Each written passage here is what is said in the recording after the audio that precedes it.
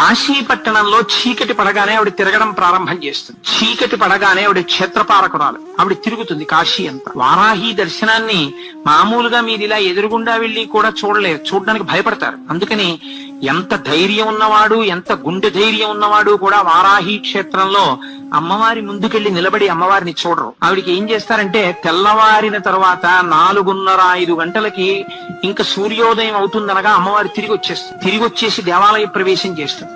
అర్చకులు కూడా ఒక్క 10 నిమిషాలు 20 నిమిషాలు లోపలుండి గబగబా అమ్మవారికి పూజ చేసేసి తలుపులు వేసేస్తారు. ఆవిడ పగటి పూట పడుకుని నిద్రపోతుంది. కాబట్టి మీరు సూర్యోదయం అయిపోయే లోపల వారాహి దర్శనం చేసేయాలి. వారాహి దేవాలయం పైకి వెడితే స్లాబ్ కి కన్నాలుంటాయి, ఒక 4-5 కన్నాలు. అక్కడ నిలబడి మీరు ఆ కన్నాల్లోంచి చూస్తే వారాహి రూపం కనపడుతుంది. అసలు ఆ కన్నంలోంచి అమ్మవారిని చూస్తేనే అమ్మ బాబోయ్ అని ఒళ్ళు పులకరించాలని నిలబడిపోతారు. అలా ఉంటుంది ఆవిడ తేజస్సు.